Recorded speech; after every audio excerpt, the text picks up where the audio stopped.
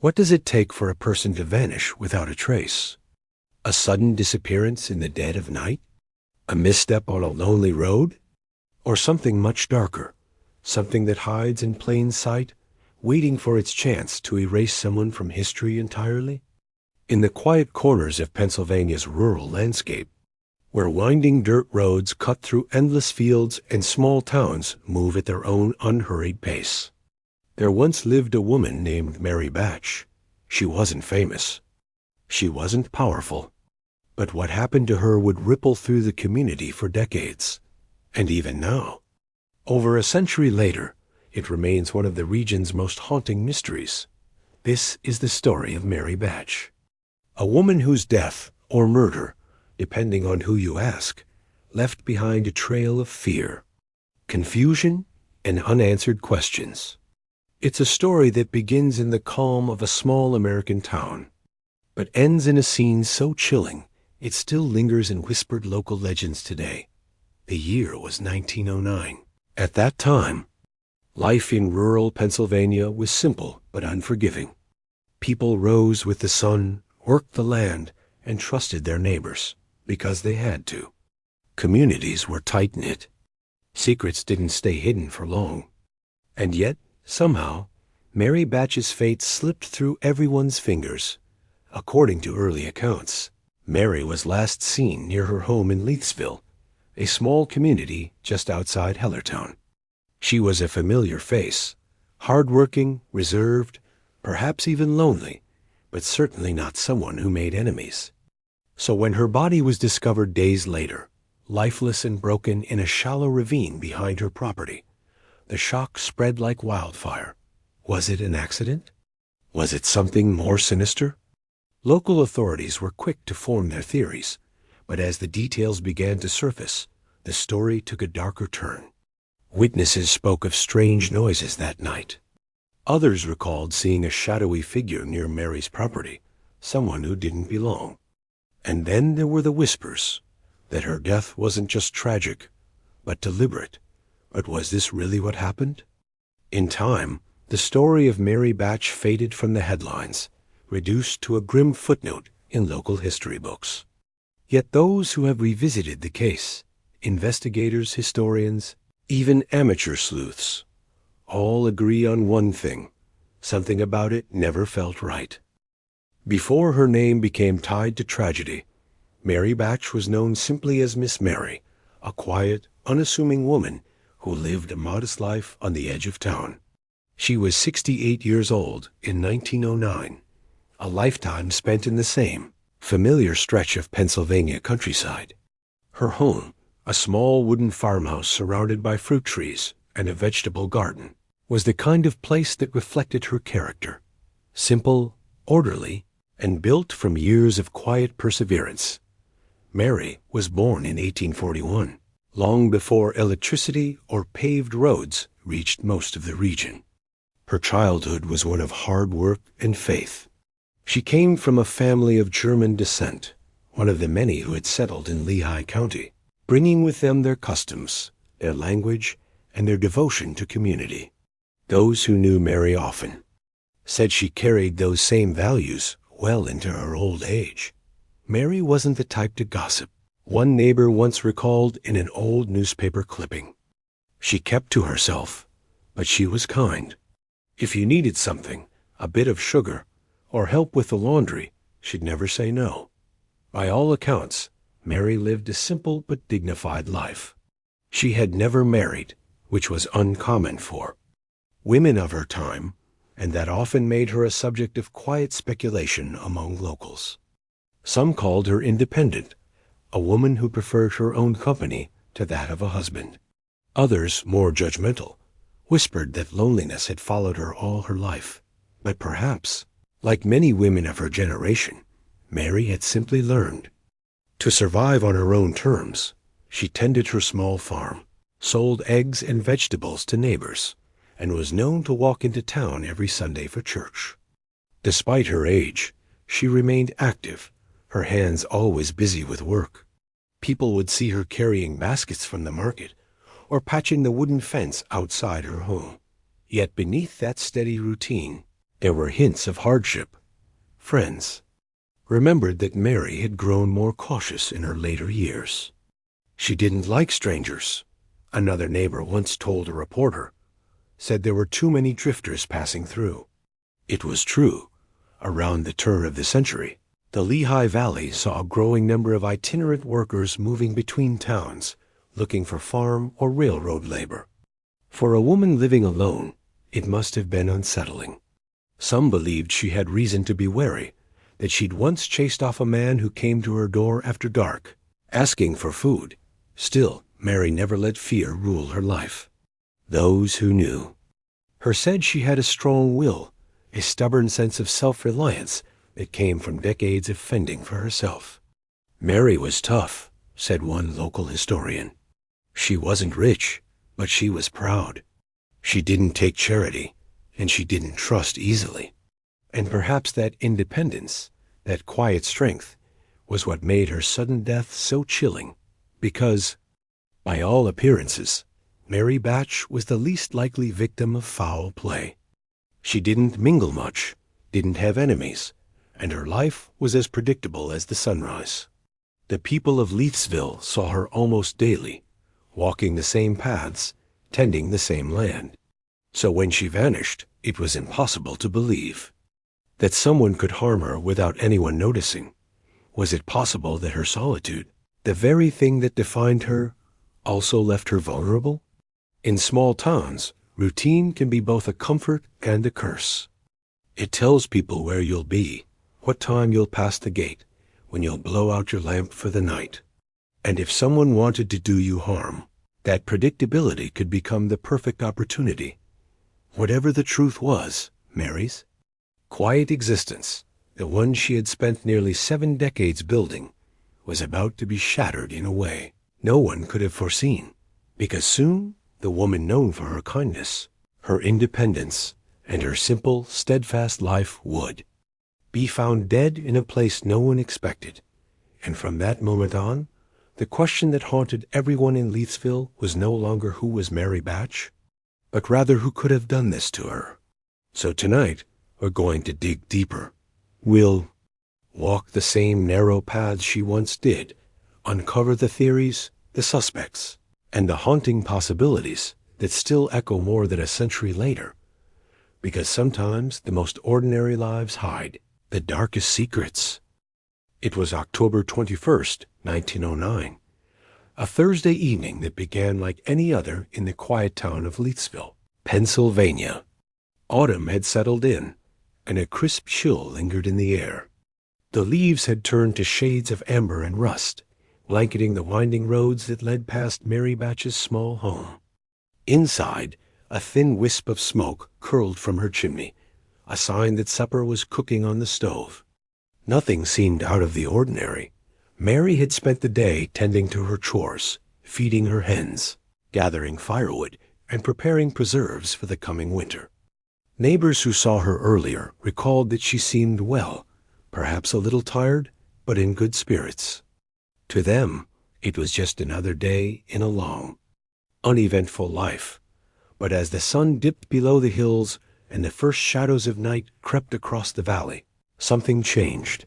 Around 7 p.m., several neighbors later reported hearing a faint noise, like a cry, quickly muffled by the wind. It came from Mary's direction, but in rural Pennsylvania at that time, strange sounds were common.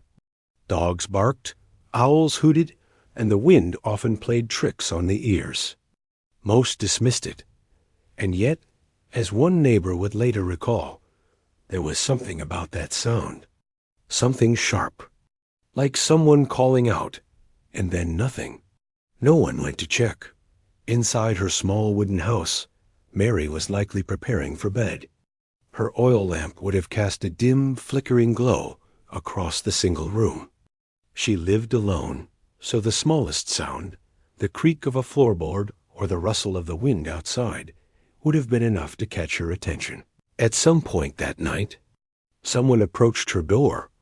Who they were, or what they wanted, has never been fully determined. Some said it was a drifter, one of the many transient workers who passed through the area looking for shelter or food. Others believed it was someone Mary knew, someone she might have trusted enough to let inside. But what we do know is this. By morning, Mary Batch was dead. Her body was discovered by a neighbor, Mrs. Charles Mees, who stopped by to check on her after noticing something strange. The smoke from Mary's chimney, which usually rose steadily through the morning hours, had stopped. The house was eerily silent. When Mrs. Mees knocked on the door, there was no answer.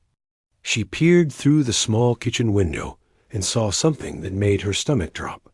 The chair was overturned. A lamp lay broken on the floor, and near the fireplace, something or someone was lying still. Moments later, the neighbor rushed for help. Within the hour, several townsfolk had gathered at Mary's home. They entered cautiously, calling her name. What they found would haunt them for the rest of their lives. Mary Batch was lying on the floor near her stove.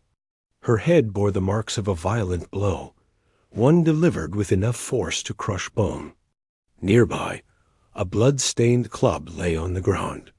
It was likely a piece of firewood, the same kind she kept stacked by her stove for kindling. There were no signs of a struggle beyond that single act of violence. The cupboards remained untouched. Money was found in her purse. Her possessions were in order. Whatever had happened, it didn't seem to be robbery. So, if it wasn't theft, what was it? Could it have been rage? Revenge? Or something else entirely? Something far more personal? As word of the murder spread through Leithsville, disbelief turned to fear. People locked their doors earlier that night. Candles burned in windows, as if to ward off whatever darkness had descended upon their small community. Because for the first time in living memory, someone had been murdered in their midst, and not just anyone, but Mary Batch, the quiet, kind woman who had lived her entire life without making enemies. As investigators arrived to examine the scene, one detail became painfully clear. Mary had likely known her killer. There were no signs of forced entry. The latch on the door was still in place, and her lamp had been lit when she was struck, suggesting she wasn't taken by surprise. She must have let them in. But who could it have been? And why? Could anyone have predicted what was about to happen that night? That an elderly woman living alone in a peaceful rural town would meet such a brutal, senseless fate? In the coming days, investigators would try to answer those questions. But as they would soon discover, the closer they looked, the stranger the story became, because hidden beneath the surface of Mary Batch's simple life was a secret that no one, not even her closest neighbors, could have imagined. And that secret would soon turn the quiet town of Leithsville into the center of one of Pennsylvania's most chilling and perplexing murder cases. When word of Mary Batch's murder spread through Leithsville, it felt as though a heavy fog had fallen over the town. People whispered her name in hushed tones, glancing nervously toward the small home where she'd lived for decades. A house that once smelled of baked bread and wood smoke was now cordoned off by deputies, its doorway marked by the shadow of violence. The first on the scene that morning were Constable John Rutch and Deputy Coroner Dr. J.O. Seep, summoned by the neighbors who had found Mary's body. According to reports, the scene was grim but strangely quiet. There were no signs of struggle beyond the pool of blood near the stove. Mary's body had already gone cold. Dr. Seep noted that her death had likely occurred the night before. Between 7:30 and 8 p.m., the blow that killed her was singular, powerful, and deliberate. There were no defensive wounds on her hands or arms, meaning Mary never saw it coming. The investigators began to comb through her small house, taking note of every object. Her purse still contained coins. Her cupboards were full. The door had been latched from the inside, though not locked, something that puzzled them. How had the killer entered? And more importantly, how had they left? Neighbors gathered outside, their faces pale beneath their hats and scarves. Many of them had known Mary for years. She was quiet, polite, and generous, a woman who gave freely to the church and who often helped her neighbors during harsh winters. Why would anyone hurt Mary? One neighbor was overheard saying, "She didn't have an enemy in the world." But in small towns, fear spreads quickly, faster than truth. By midday, news of the murder had reached Bethlehem, and soon after, Allentown, where newspapers picked up the story. The headlines called it the Leithsville tragedy, the shocking killing of an elderly woman in her own home. Within hours, the quiet farming town had become a spectacle, with strangers passing through just to glimpse the scene of the crime. The coroner's inquest began almost immediately. Witnesses were called, statements were taken, and the investigation turned up a chilling detail: footprints leading away from Mary's home. They were large men's boots, and they led toward the woods that bordered the property. The prints stopped abruptly near a shallow stream, where the ground grew rocky. Had the killer escaped through the woods? Or was this another false trail? Deputies followed the tracks, searching for any clue. They scoured the banks, overturned stones, and dragged the nearby creek. But the murderer or murderers had vanished. That night, the entire town seemed to hold its breath. Doors that were once left unlocked were now bolted shut. Curtains were drawn tight. Children were kept inside after dusk. The Bach murder, as it came to be known, had shattered something deeper than peace. It had broken the illusion of safety. The people of Leithsville realized that evil didn't always wear the face of a stranger. Sometimes it looked a lot like the man who waved to you from across the field. Constable Rutch began questioning everyone who had been near Mary's home that week. One name came up more than once: Charles Collins, a local laborer known to do odd jobs for Mary. He was seen near her house the day before the murder, splitting wood. Another was John Keller, a farmhand who had quarreled with her months earlier over payment for work. But even as suspicions grew, something didn't add up. There were no signs of forced entry, and nothing of value had been taken. Whoever killed Mary had done so with precision, almost as if they knew exactly when to strike and exactly where to hit. Rumors began to swirl. Some whispered that Mary had discovered something she wasn't supposed to, a secret about someone in town. Others claimed she'd been the victim of a robbery gone wrong, and the killer had fled before finishing the job. But perhaps the most unsettling theory came from those who knew her best, that Mary may have opened her door that night willingly, believing she was speaking to a friend. By the week's end, her small house had become a landmark of dread. Curious onlookers came by in carriages to see where the old widow was murdered. Children were told to stay away from the lane, and for months, people avoided walking past it after sunset. Newspapers in Pennsylvania and even neighboring states published updates, each headline more dramatic than the last. "Elderly woman slain in her sleep," read one. "Mysterious death baffles authorities," said another. The press turned Mary's tragedy into a spectacle, and yet the investigation itself seemed to stand still as her body was laid to rest in the Lower Saucon churchyard. The crowd that gathered was unusually large. Some came to mourn. Others came simply to stare. The pastor who spoke at her funeral summed up the town's unease with one quiet sentence: "Evil has passed through our doors, and it has not yet left." In the days that followed, a strange silence fell over Leithsville. Even the sound of church bells seemed hollow. The familiar rhythms of life, the morning greetings, the laughter of children, the hum of wagons along the road, all felt subdued. The town that once felt safe was now cloaked in fear, and as investigators pressed forward, one chilling realization began to sink in. The person who had killed Mary Bach might not have been far away at all. Perhaps they were still there, walking among the townsfolk, pretending to grieve, hiding in plain sight. But if that was true, then who could it be? And why Mary?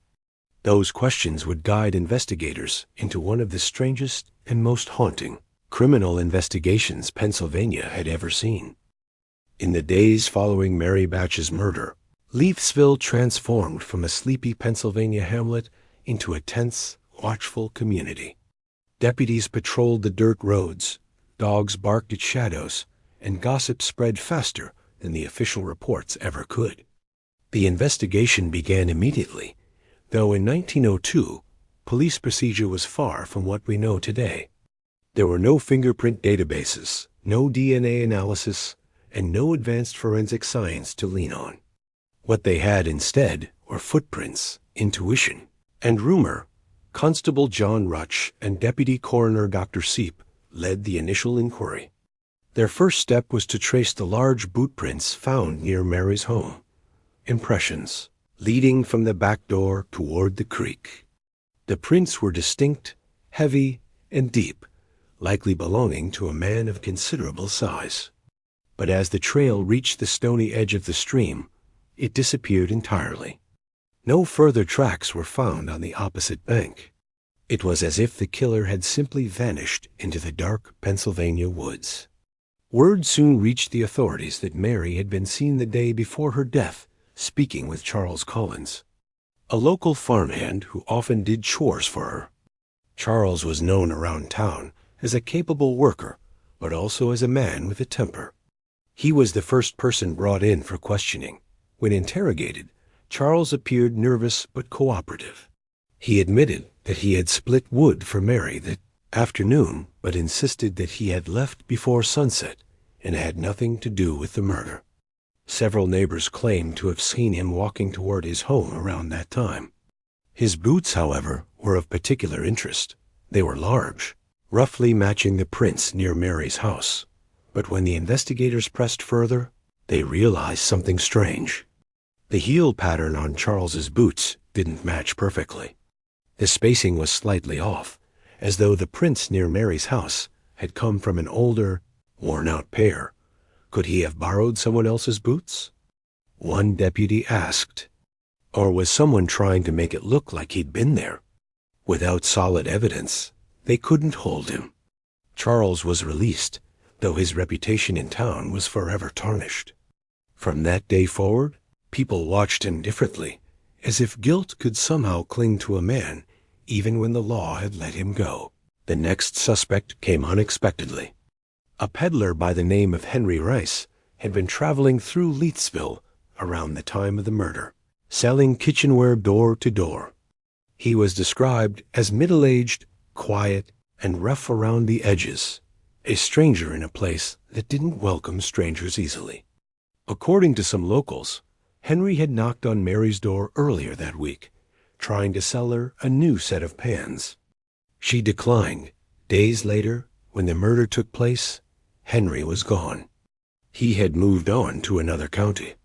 Investigators tracked him down and questioned him, but he denied even being in Leithsville the night of the murder.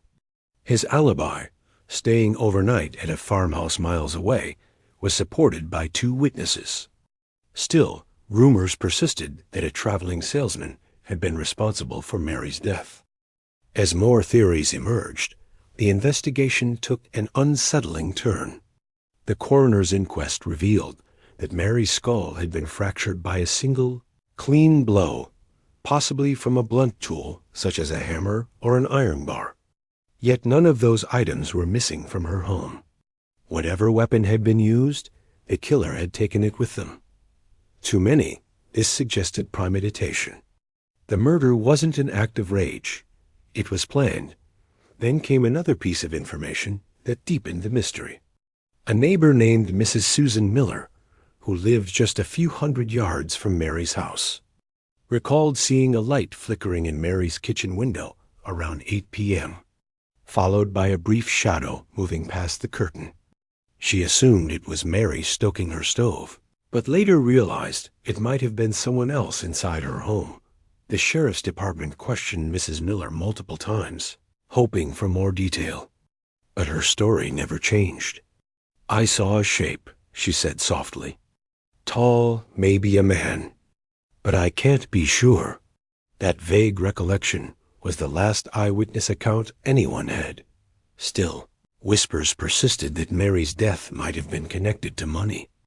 Despite her modest lifestyle, some townsfolk believed she had quietly saved a substantial amount over the years, perhaps even kept it hidden in her home. When investigators searched, they found a small tin box containing $30 untouched. But there were signs that drawers had been rifled through. Could it be that the killer was searching for something they never found? Or was that theory merely a distraction from a more personal motive? Attention eventually turned toward John Keller, the farmhand who had argued with Mary months earlier about payment for labor. The disagreement had been public, and Keller had been overheard saying that the old woman would pay one way or another. When confronted by deputies, Keller dismissed it as a harmless remark made in frustration, but the sheriff wasn't convinced. Keller's boots were examined, smaller than the prints near Mary's home. He claimed he'd been at a friend's barn that night, playing cards. 4 men confirmed it.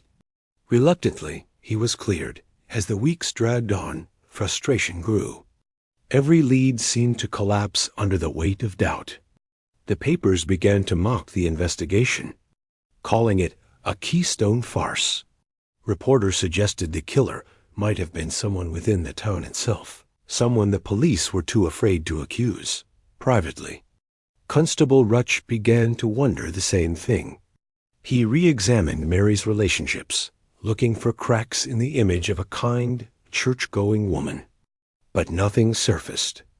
No jealous lovers, no bitter family disputes, no hidden secrets. Just an elderly woman who'd lived a quiet, predictable life until someone decided to end it, and that was what haunted him most. There was no clear motive, no obvious suspect, no confession. Just silence. A year later, the case of Mary Batch was officially declared unsolved. The reward offered by local officials, $50 for any information leading to an arrest, went unclaimed. In the end, the investigation revealed more about the fears of a community than the identity of a killer. People had turned on one another, searching for a face to blame. But beneath the surface of suspicion and grief, one question remained. Did the evidence truly point to anyone at all? Or had the real killer, the one who took Mary's life that quiet winter night, simply walked away, lost forever to time and shadows? When the case of Mary Batch finally reached the courtroom, the air was thick with tension. Newspapers had already painted the story in shades of horror and fascination. To the public, this wasn't just another local crime. It was a moral lesson, a tragic symbol of how evil could hide behind familiar faces. Headlines screamed phrases like, "The mystery of the vanished maiden," and "A town's trust betrayed." And though little was known for certain, the media's words carried a weight that often felt more powerful than the evidence itself. The trial began on a cold, gray morning. The courthouse was packed. Neighbors, reporters, and onlookers from neighboring towns filled every bench, straining to catch a glimpse of the accused and hear the latest whispers.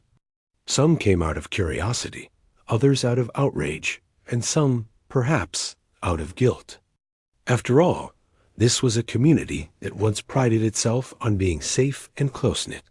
And now, here they were, divided, suspicious, and staring into the void that Mary's disappearance had left behind. The prosecution leaned heavily on circumstantial evidence. A set of footprints found near the edge of the woods. A few conflicting testimonies. And perhaps most damningly, the emotional weight of a missing girl whose story had already captured the hearts and fears of the entire county. The defense countered with skepticism. No body, no weapon, no concrete proof that Mary Batch had even been killed. "You are being asked," one lawyer said sternly to the jury, "to convict a man for a ghost, for a story that has been built upon rumor and imagination." But public opinion was already swayed. The press had made up its mind long before the verdict was even discussed. Articles were printed daily, each one adding new layers of drama and speculation. Some described Mary as a saintly young woman, pure, innocent, almost ethereal. Others suggested darker undertones, hinting that perhaps she had secrets, that perhaps her disappearance wasn't as simple as it seemed. The contradiction only fueled the fascination. People debated in shops, in church pews, and around kitchen tables. Everyone had a theory, and no one could stop talking about it. And through it all, Mary's family remained silent. Her mother, once a lively woman, sat through each day of testimony with a distant, glassy stare. Her father's hands trembled when he took the stand, his voice breaking as he recalled the last time he saw his daughter. There was grief, yes, but also something deeper. Shame, perhaps, or exhaustion. As though the weight of the town's eyes had drained whatever hope they once had left. The media's portrayal of the accused shifted from week to week. One day, he was the villain, a man of strange habits and questionable morals. The next, he was a victim of mob hysteria, an unlucky scapegoat caught in the crossfire of public outrage. It became less about truth and more about spectacle. People didn't just want justice. They wanted closure, a story that made sense. And when facts couldn't provide that, imagination filled the gaps. But beneath the surface of all the noise and judgment, a more uncomfortable question lingered. How much of what people believed was truly based on evidence, and how much was simply the reflection of their own fears? In a society where reputation meant everything, it was far easier to assign blame than to confront uncertainty. Perhaps what shocked people most, one journalist later wrote, wasn't just the crime, but what it revealed about us, about how quickly we turn tragedy into entertainment, and doubt into accusation. As the trial drew to a close, the jury's decision hung heavy in the air. There were no dramatic confessions, no stunning revelations, just silence. The accused was acquitted, not because he was proven innocent, but because there wasn't enough to prove him guilty. It was a verdict that satisfied no one. The crowd left the courthouse murmuring uneasy. For while the law had spoken, the mystery had not been solved. Reporters scrambled to find new angles. Some declared the verdict a miscarriage of justice. Others saw it as the failure of a flawed system. But beneath all the words, all the ink spilled across the pages, one truth remained constant. Mary Bach was still missing. And as time passed, the frenzy faded. The newspaper headlines grew smaller. The reporters moved on to new stories. But in the town where it all began, the echoes of her name lingered years later. People would still recall the trial as a turning point, the moment when trust was shattered, when innocence gave way to suspicion. The case of Mary Bach became less about what had happened, and more about what it said about the world itself, that beneath the surface of civility, darkness could bloom quietly, unseen, and so, as the courthouse doors closed and the town tried to move forward, the haunting truth remained. No verdict could bring Mary back, and no amount of speculation could fill the silence she left behind. When the gavel struck its final echo in that old courthouse, it felt like an ending. But in truth, it was only the beginning of something far more haunting, a silence that would stretch across decades. Mary Bach's name faded from headlines, but never from memory. In quiet corners of the town, her story continued to live, whispered in grocery aisles, passed down in families, and murmured around campfires as both a warning and a mystery. Because despite the trial, despite the endless theories, one question had never been answered. What really happened to Mary Bach? The police files grew dusty over the years, stacked neatly in boxes marked Unsolved. Yet inside those folders lay fragments, strange, unconnected details that refused to make sense. A set of boot prints that didn't match any suspect. A torn piece of fabric found miles away from where Mary was last seen. And perhaps most chillingly, a letter sent anonymously to her parents months after the trial. It contained no name, no return address, just a single sentence written in trembling ink. She didn't leave alone. Could it have been a cruel prank, born from the hysteria that gripped the town? Or was it a confession, buried beneath the weight of fear? No one knew. The note was examined, debated, forgotten, and rediscovered, each time reopening wounds that had never truly healed. Even as detectives changed and generations moved on, there was always someone, a new officer, a journalist, a curious teenager, drawn back to the mystery, hoping to see what others had missed. One of the more persistent theories suggested that Mary had not been taken by a stranger at all, but by someone she trusted. Some pointed to a family friend who had moved away shortly after her disappearance. Others whispered about an argument in the days before she vanished, a dispute no one wanted to discuss openly. Yet every time a lead seemed promising, it fell apart under scrutiny. Witnesses contradicted each other. Records were lost. And time, that cruelest of accomplices, washed away what little evidence might have once existed. There were even those who believed Mary had run away, driven by reasons no one could imagine. But that theory never sat well with the townsfolk who had known her. She loved her family too much, one neighbor recalled years later. Mary wouldn't have left them, not like that. And still, as impossible as it seemed, no trace of her was ever found. No bones, no belongings, nothing. As if she had simply stepped out of existence. Over time, the legend of Mary Batch became almost ghostly. Locals claimed to see her figure wandering near the old mill road, or hear faint singing near the woods where she was last seen. Rational minds dismissed it as superstition, the mind's way of giving shape to grief. But for others, those stories held truth.